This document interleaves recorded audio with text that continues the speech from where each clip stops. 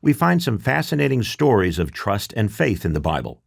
Today we're going to look at a couple of verses in the Psalms that illustrate just that, faith in God and His promises. Notice these words of King David in Psalm 20, verses 7 through 9.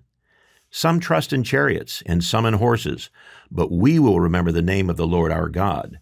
They have bowed down and fallen, but we have risen and stand upright. Save, Lord. May the King answer us when we call.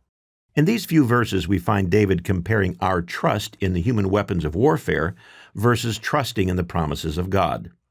A fair comparison, since the 6,000-year history of civilization shows that violence, warfare, and battles are what mankind has all too often resorted to in order to get his way. One of David's earliest displays of faith in God's protection was in 1 Samuel chapter 17. In this account, young David fought with the mighty Philistine Goliath, a man that stood over 8 feet tall, with his armor and spear being more than a normal man could even lift.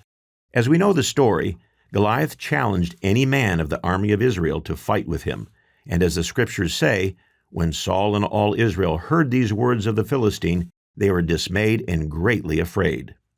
I'm sure any one of us would be petrified at being challenged by such a monster of a man.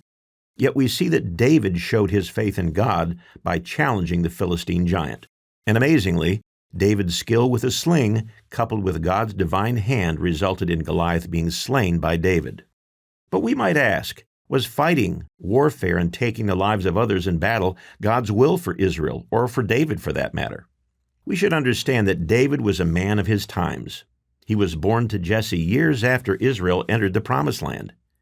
As the Bible records, Israel was a carnal nation that sadly developed a history of all too often departing from God and His promises. It's also important to note that while the Bible shows that God allowed His people to engage in warfare, war was not what He intended as a way of life for His people, or for all of mankind for that matter. Yet it is clear that God used the carnal nation of Israel in driving out the Canaanites from the Promised Land. Let me illustrate. Let's consider what Jesus said about divorce.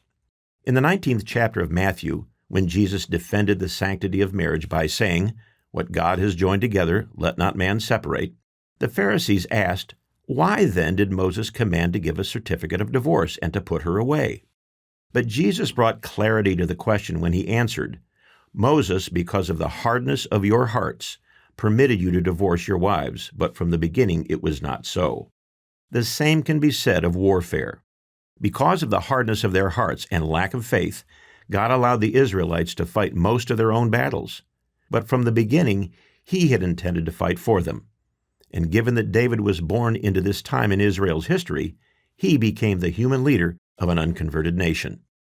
Though it was God Himself who gave King David victories in battle, this is not a precedent for Christians in the modern world, as death and destruction are never the ultimate goal in God's plan. In fact, the good news is that God's plan will ultimately bring an end to violence and war. And we see that although David was considered a man after God's own heart, he was not allowed to build God's temple because God said he had shed much blood. 1 Chronicles 22, verse 8. But back to David's comments in Psalm chapter 20. Within the context of the wars in which Israel became engaged, David's comments in verses 7 through 9 showed his ultimate faith was in God, not in man, nor in man's implements of war. While David was a valiant and brave warrior, his comments in the Psalms show that he placed his real faith and confidence in God. That is why most of his life, David prayed fervently to God for his deliverance and that of the nation of Israel. These comments of David in Psalm 20 are meant to give us hope, confidence, and conviction in God's promises to care for and protect His people in the face of danger and the trials in our lives. Verse by Verse is a companion podcast to the Daily Bible Verse blog, which you can find on the Life, Hope, and Truth Learning Center. Check out the show notes for more.